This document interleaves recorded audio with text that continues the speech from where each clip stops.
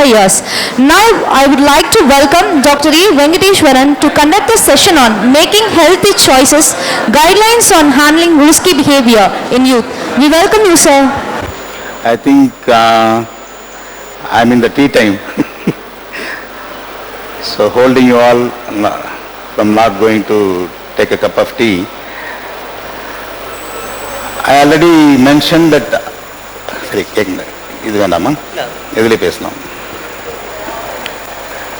I don't need to give an introduction to adolescence.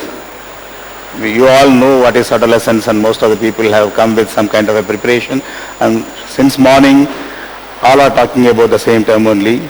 So it's the bridge between adulthood, childhood and adulthood. So it's a phase of full challenges and changes, and at the same time it's also having a lot of advantages for opportunities to growth. So the program has been designed in such a way that it covers almost all the dimensions of adolescence issues. Today morning, Dr. Srinivasan has given a very comprehensive speech about adolescence and the need to have strengths and develop resilience and all those things. Slowly, it's like a bud blossoming by petal throughout the day. Each and every topic is going to be addressed. I'm going to address one small portion of it, which are going to be intensively discussed in the afternoon sessions also. So my topic is making healthy choices, guidelines on handling risky behaviors in youth. We all know that adolescence is a very turbulent period. So there are a lot of hormonal changes, there are a lot of changes in their physical appearance, emotional appearance, emotions, and their behavior, their identity, and all those things.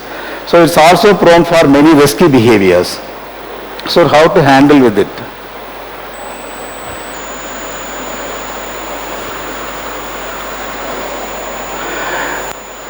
So first we know what is high-risk behaviors. High-risk behaviors are those that can have adverse effects on the overall development and well-being of youth, or that might prevent them from future success or development. This includes behaviors that cause immediate physical injury like fighting, as well as behaviors which cumulative negative effects like substances use. Generally, we will define risk behaviors like this. There are so many types of risk behaviors adolescents indulge in. So the major ones are reckless driving, self-injurious behavior, fighting and aggression, suicide, substance abuse, risky sexual behavior, and unhealthy dieting. Each and every topic are going to be elaborated in the afternoon sessions. So further discussions may be carried on in the afternoon, but a little bit of introduction I want to give. Reckless driving, because of this high energy mood of the adolescents, their curiosity, most of adolescents don't drive very safely. They will drive fast, they will take risks, and they may not wear helmets. Some people will use substances and drink, and when some group of teens, boys join and drive, because of this happy mood and funny mood, they don't care about the safety issues. So that will result in very frequent accidents and injuries, and adolescent trauma death is one of the major, it has a major percentage in trauma death, adolescent group. Similarly, self-injurious behavior. I already told you that adolescents are having turbulent mindset. So because of their poor coping mechanisms, many of the people will end up in doing self-harming behaviors like cutting their hands, hitting, like that. So self-harming, self-injurious behaviors are very common in adolescence. Fighting and aggression. again, because now they are grown up physically, they have gotten a new identity. They feel heroic, so they will club into gangs and they will go for fighting, showing aggression to each other. These are very common among adolescent groups. Suicide is one of the major issues which have been noticed in adolescents. And similarly, substance use. They will venture into different kind of substances like smoking, alcohol, cannabis, and other substances like stimulants, amphetamine and cocaine. There are so many range of substances which you may know. So most of the adolescents will, out of curiosity, out of peer pressure, they will tend to use substances. And risky sexual behavior. Again, one of the component of adolescence is that the sexual growth, they physically grow, the hormones will go high, they will get attracted to the opposite sex, so they will develop sexual needs. Naturally, if they are not able to handle it in a healthy way, they will end up in sexual behaviors. Sometimes it may lead to bad consequences like early pregnancy or sexually transmitted diseases like that. And unhealthy dieting is one of the common problems which are being observed in adolescent groups of people. Okay, risk and protective factors related to multiple adolescent risky behaviors. So there are so many factors which causes or influences these kind of risky behaviors in adolescence. There are negative factors which influences in a negative way. There are also positive factors which influences adolescent behavior in a positive way. Some of them are changeable or malleable and some of them are not.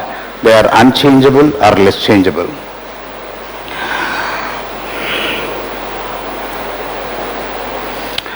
I don't know whether this table is visible to you or not. This has actually condensed what I have told you now. The malleable factors or changeable factors are in different domains like individual factors, family factors and peer factors and school factors and community factors. Early risk behaviors, social, emotional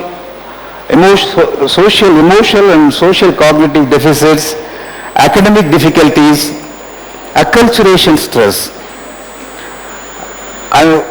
I hope you understand what is acculturation. When somebody moves into a different kind of a cultural setting, they'll be facing difficulty in adaptation. So those kind of stress, these are all having negative influences towards adolescence and maybe a causative or a triggering factor for a risky behavior. But at the same time, social and emotional competence, it will be act as a positive influencing factor.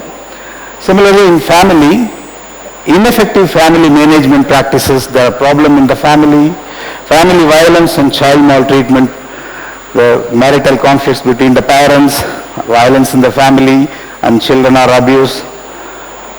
Positive parent-child, so those two are having negative influence towards adolescent behavior. Positive parent-child relationship, effective family management, they have positive influence. So peer factors, affiliation with delinquent and antisocial peers. If the adolescent boy or girl get an opportunity to have a friendship with people with dissocial or antisocial traits, or people have contact disturbances, they will tend to develop the same kind of problems. So this kind of an affiliation will have a negative influence. School factors, school connectedness. So if somebody is connected to school and the system and their teachers, so they have a positive influence towards their development. If there is no such connectedness, it will be having a negative influence. And community factors, unsupportive, unsafe neighborhood will have a negative influence. So the neighborhood has to be very conducive and supportive. If it is not so, it will be having a negative influence. and connections to caring adults, not only to the parents, there should be other adults in an adolescent's family, adolescent's life to be a mentor that will be having a highly positive influence towards an adolescent's development. He may be the neighbor or his uncle or his teacher or tutor, whoever it may be. He should be having more than 2 or 3 mentoring personalities in his life or her life. So that connection to caring adults, participation in community or high quality out of school time activities, they are all having positive effects. Apart from the school activities, apart from the family life, the child or adolescent should have activities out in the community. They should have a lot of out of school activities. They will be having positive effects. Out of school activities may be many things like going for a gym, preparing for some sports activity or part of some voluntary organization. So they may be having, they will be having positive influences. Similarly, there are other factors which are non-malleable, less malleable, difficult to change factors. Similarly, having the same kind of positive and negative influences in all these domains, like individual factors. Learning disability have a negative influence. Low intelligence, low IQ has a negative influence. Impulsivity and attention deficiency, they also have negative influence.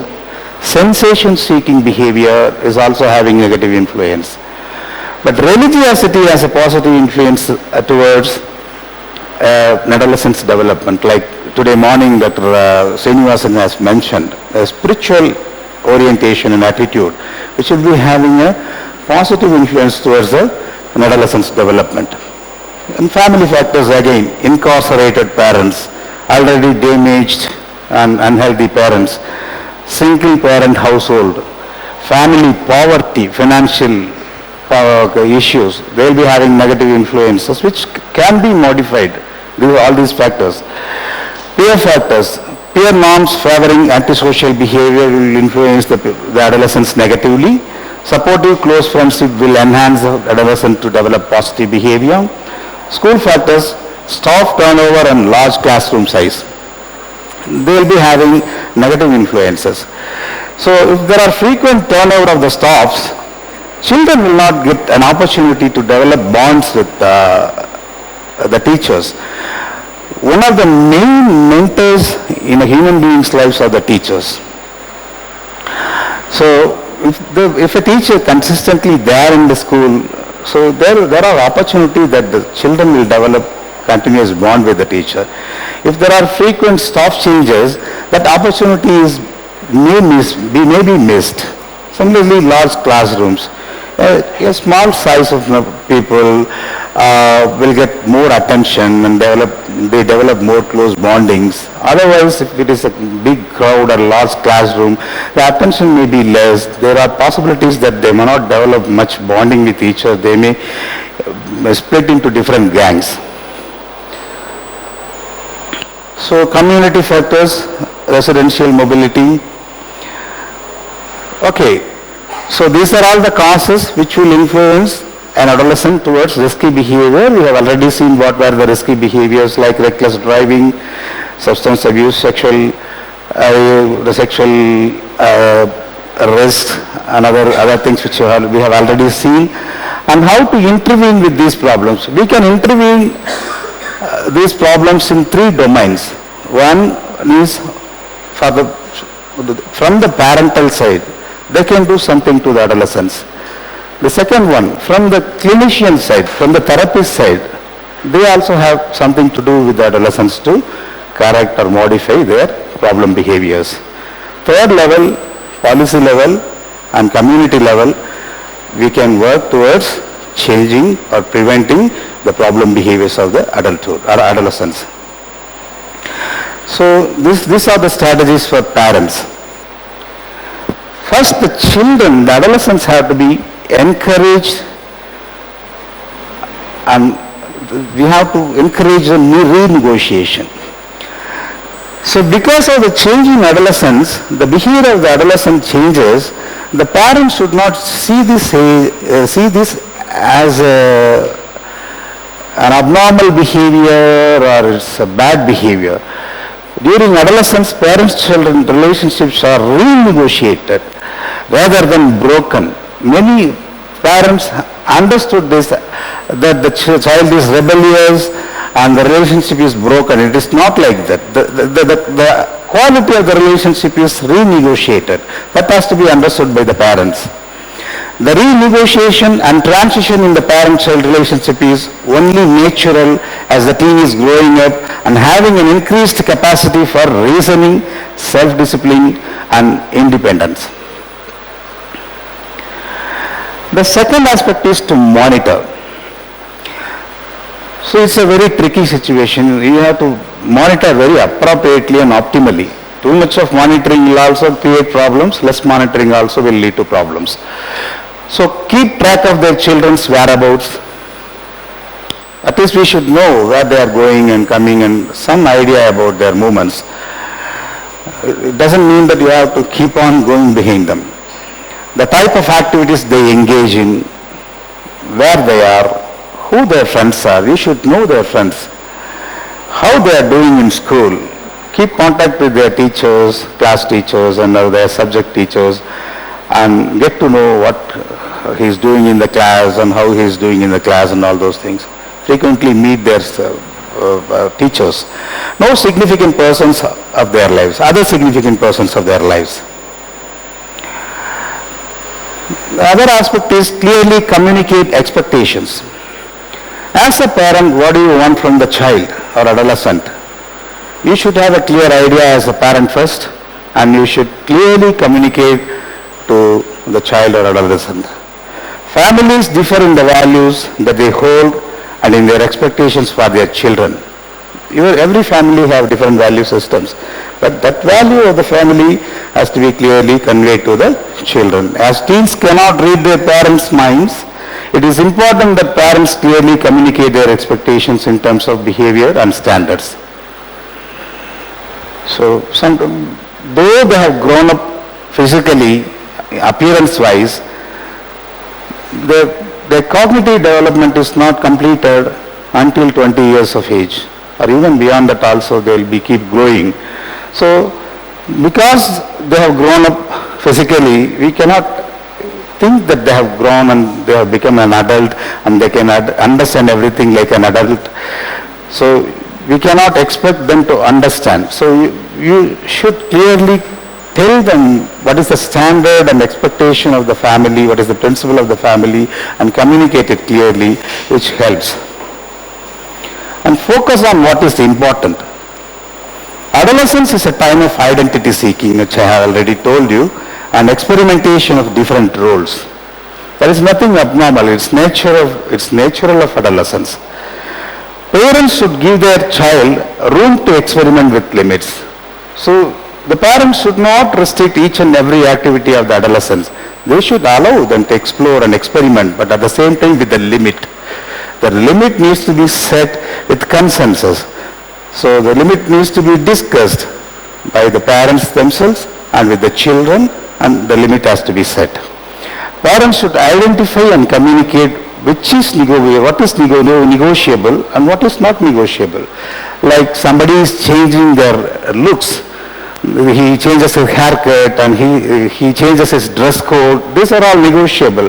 The father may not like it. He may be having a new hairstyle. The father may not like it, but it's okay. It is negotiable. He can allow the child to have a different haircut or a dress code. At the same time, there are certain things which is not negotiable, like experimenting with substances, which has to be set strict no in the family. Safety rules need to be stated clearly and enforced consistently. Like, you know what is safety rules while driving and other things. He has to maintain certain safety principle, which has to be repeatedly and consistently, strictly stated to the adolescents. So, and then listen to your teens. So this is an important aspect of handling teens. Parents must recognize and respect the value of what they say. Many parents, out of apprehension and fear that their adolescent children may go wrong, they assume that the child may not know anything, and they will be having their own set of rules and regulations, and they will try to impose that on the adolescents. That should not be done. The adolescent himself may be having some ideations, ideas, new concepts and value systems that needs to be first listened and recognized and respected. Listening to teens and valuing their ideas promotes effective communications. So that listening and valuing, the teen should know that I am listened, I am understood, my point of views are valued. That feeling will give a good sense of feeling to the adolescents. Listening to a teen does not mean giving advice and attempting to correct or control the situation. So this is another important area. Listening is just listening. Naturally, the parents will tend to start giving lectures, trying to give advices and corrections and all those things. Most of the times the teen just wants to reassure that the parents are there with me and they are just listening to me. They may not need their advice. That listening part is very, very important. One should not start lecturing to the child immediately. So we have to lecture, we have to give corrections, but it has to be it has to be done in a very appropriate way, in a very sensible way. Sometimes all a teen needs is for a parent to listen and to know what the parent is there for him or not. So, which I have already said. Act on teachable moments. This is another important area. So, teaching or giving advice to adolescent doesn't mean that it has to happen like a therapy session, sitting one-on-one, one-to-one and giving a lecture and giving a presentation, something like that. So, teachable moments occur during shared tasks. Means they will be sharing many tasks like cooking or driving together or playing, something like that, some mundane activities.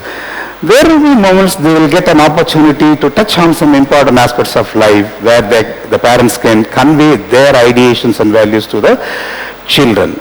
So we have to be keen on watching for those opportunities. So like issues such as death, sexual behavior, substance abuse. Means topic related to this topic, speech related to these topics will come up in the usual mundane activities when we are without purpose, when they are doing something. Sometimes these topics can pop up. The parents have to use this opportunity to give their insight, their ideations about that. This need not be for 30 minutes or 3 hours. It may be 30 seconds or 60 seconds. It will be very helpful. It is helpful better than long hours of lecturing. Take advantage of these windows of opportunity. Be willing to be unpopular. It means parents need to accept that there will be times when adolescents will disagree with them and possibly even act as if they have stopped liking them. The rebellious behavior is one of the very classical behavior of adolescents. Because of their growth, they will get the adolescence is the period when they will develop new ideations, the self-identity. They will get their own goods and bads, their own likings and dislikings that may be differed from the parents' framework of life. So the disagreement has to be respected. So that should not be interpreted that the child is disobeying the parents and they are disliking the parents. The parent has to be very aware of this concept.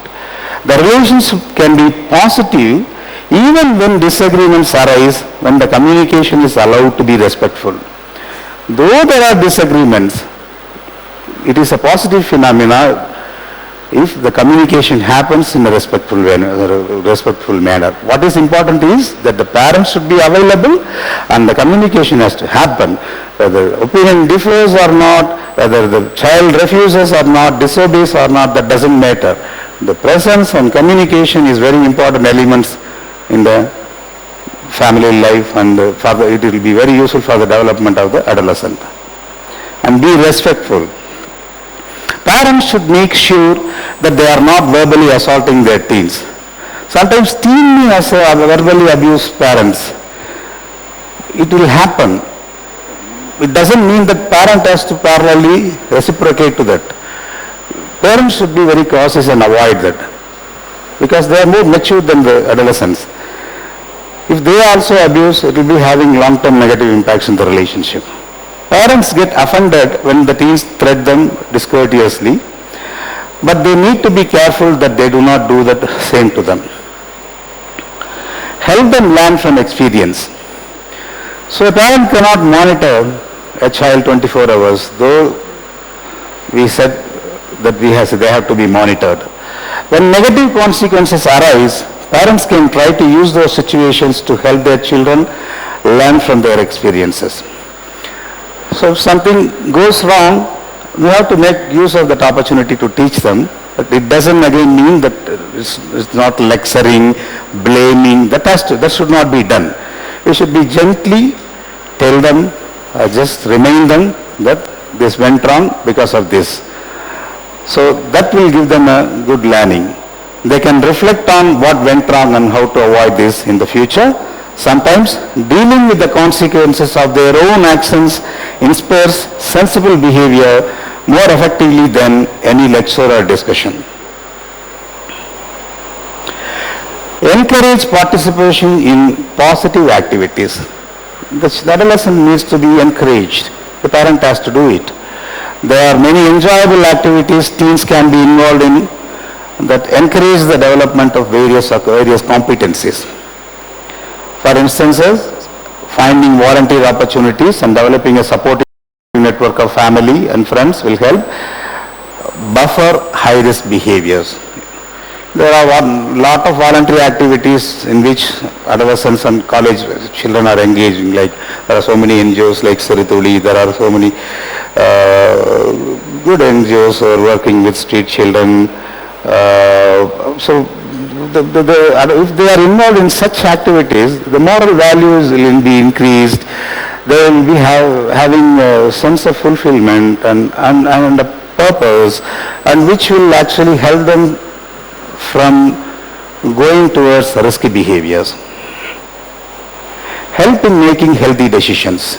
Decision making is one of the important things which needs to be taught to adolescents. And equip teens with the skills need to make decisions on their own. And an important skill in decision making is assessing benefits and cost. So how to make a decision?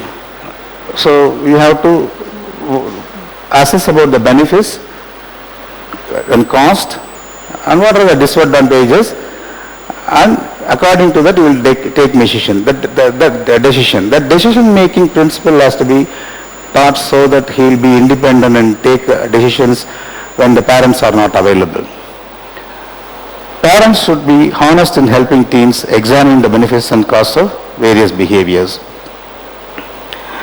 Okay, now we have finished the area about what parents can do with adolescents and what the clinicians can do with adolescents.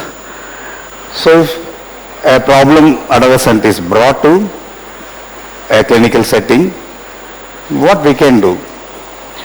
Before that, there are certain obstacles, hindrances which are preventing an adolescent to seek help. So the barriers of adolescents for accessing health care are cost, high costs, confidentiality, fear of breaking personal issues with others, compassion, lack of non-judgmental clinicians, clinical skill, poor communication by clinicians, convenient, inflexible appointments and waiting time, developmental issues like embarrassment, poor self-identified needs, low knowledge of service, a little experience with healthcare system and expressing needs, no healthy literacy. This itself explains everything, but needs to be look into. We have to keenly look into it. So there are a lot of mental health services which is available in India. Now we'll talk about our settings. Every hospital, government hospital has psychiatric services, but not all the psychiatric settings have facilities to give and address problems of child and adolescents. So naturally they will tend to seek help from private sector, and you all know that mental health thing doesn't include one single person. It includes many people like a psychiatrist, psychologist, social worker, and psychiatric nursing, occupational therapists, speech therapists, and special educators. So if many people involved, naturally the cost will go high. Most of them are not available, affordable for the cost. And confidentiality. An adolescent, because of lesser maturity, may not trust the therapist, because a therapist mostly will appear to him like his parental figure, an authority figure. So he may be having conflicts, but he may not be feeling very comfortable enough to ventilate or vent out those issues to the therapist. So those issues have to be addressed. And compassion, lack of judgment means lack of non-judgmental attitude from the clinicians. This is a very important issue. So a therapist needs to be having certain qualities to be a therapist. That is called therapist qualities. When doing psychotherapy, not all the people can give psychotherapy.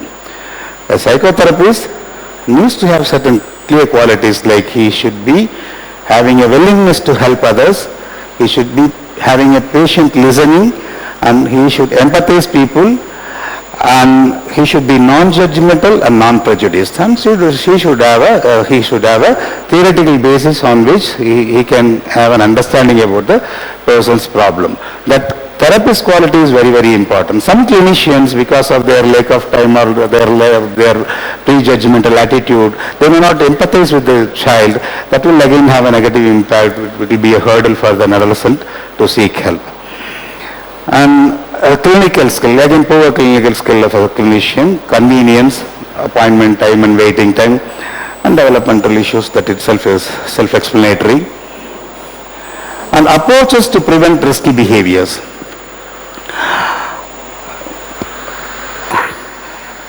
Before that, we have to make assessment.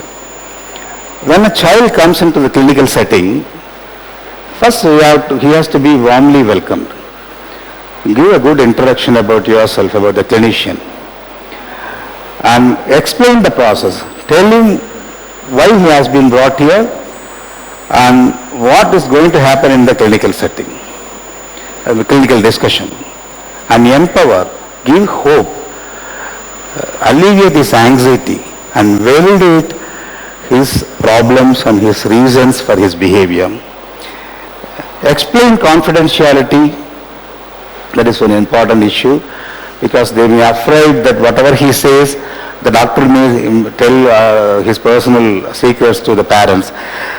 He should be reassured that the confidentiality will be maintained, except there are certain issues like suicidal ideations, homicidal ideations, sexually risking behaviors.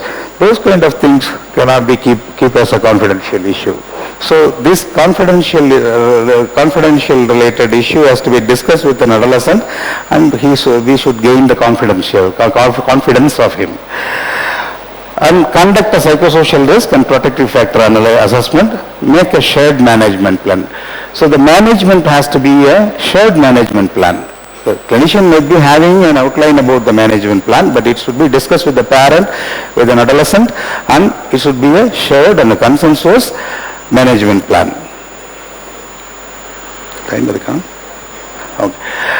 And one of the assessments usually used in adolescent assessment is head assess assessment, assessing home environment, education and employment, eating and exercise, activities means peer-related activities, drugs, tobacco, alcohol use, sex and sexuality related issues, suicide and mental health issues, safety from injury, violence, abuse, and safety precautions to reduce sun damage and vaccine preventable infections. All these dimensions have to be asked and assessed during the interview. Okay, this is what this is generally about the assessment and some kind of an intervention what we are going to do in the clinical setting. The intervention is not much highlighted in the clinical setting because it involves a lot of things. So adolescents with risky behavior may present with different dimensions of problems, from anxiety, depression to psychosis, mania to substance abuse, so many things. So it involves biological treatment like drug treatment and psychological treatment to the individual, and family therapy, which includes the family members, and some amount of social intervention like school intervention and other things which is needed. And there are, now I will come to the community level programs. World over, there are so many programs which have been attempted in different domains to intervene to prevent risky behaviors in children, in adulthood. Means adolescence. These are some of the names of it. I am not going to highlight on it, but they generally try to intervene the family, the school personnel and the adolescents in these domains. Support and strengthen the family functioning. So the families functioning needs to be assessed. Family is also like a machine. It has a different component, like father is a component, mother is a component, brother is a component. Each one has a role and responsibility. They have to play their role and responsibility well. Each one have their own boundary. That boundary has to be kept well. If these things are not in proper place and way, the machine will not work. Similarly, the family will also be in pathological state. So the family has to be assessed, and the family functioning has to be strengthened and support. To do that, there are so many interventional programs which have been applied in, mostly these programs have all been done in Western countries. All these programs which I have mentioned here, I am not going to elaborate on it, just read some of the names. CETIL Social Development Project, Nurse Family Partnership, Strengthening Families Programs for Parents and Children, Functional Family Therapy, Brief Strategic Family Therapy, Multisystemic Therapy. Okay, these are some of the programs which worked on this domain. And the second one is increase connections between students and their schools. So there are programs which will work on increasing the connection between the student and school. The school needs to have a lot of programs which will strengthen and enhance their attachment to the school and enhance their value system. So those kind of curriculum component has to be inculcated in the treatment, apart from focusing on only the topics and subjects. Means the academic, apart from focusing only the academics and marks, value system, the way of life, their philosophy of life has to be designed. Programs has to be designed in such a way the children and adolescents are inspired in the school. Make communities safe and supportive for children and youth. So similarly, the community has to be very safe. So here the policy, the law and order system has to be play role and keep the community non-harmful. And here also there are many programs which have been attempted in West. Social workers or health workers go and work in the community level.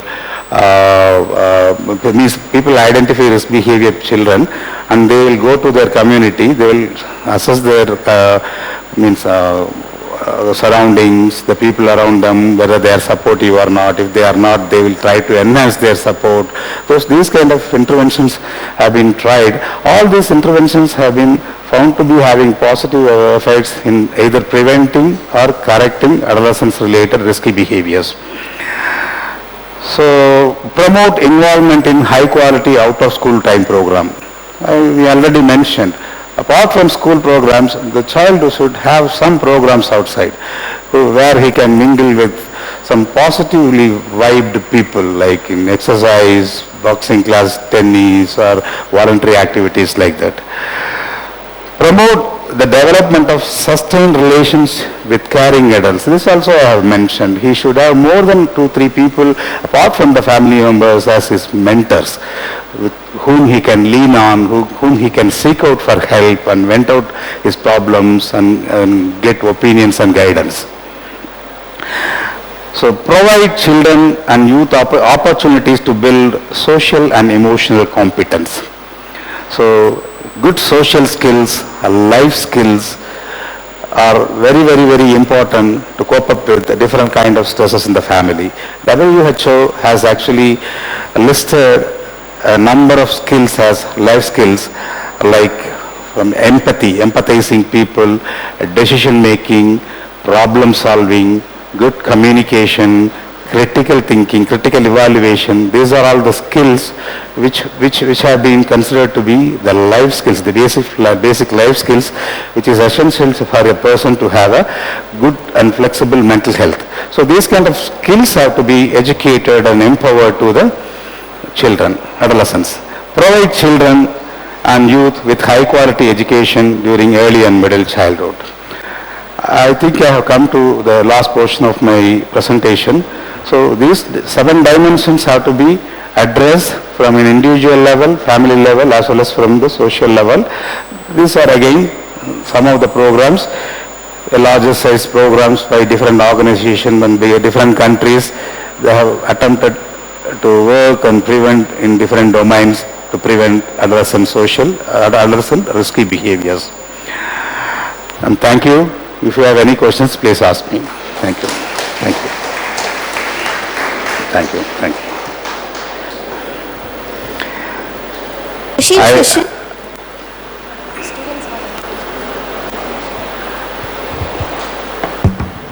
I don't know how much of it is comprehensible for you.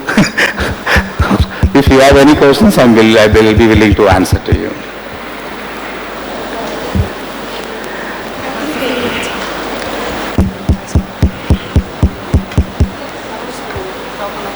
Thank you, sir. Thank you. Like Dr. Srinivasan said, if there are no more questions, I understand that it's the end of the session. Probably it's already getting late for the next speakers. So I'll say a good thank you and goodbye to you and leave.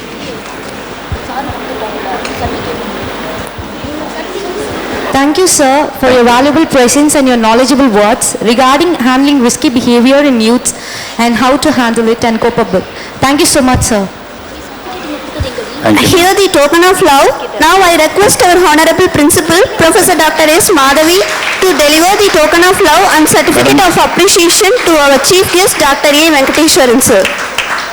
Okay. Thank you, Thank you, ma'am. Thank you, sir.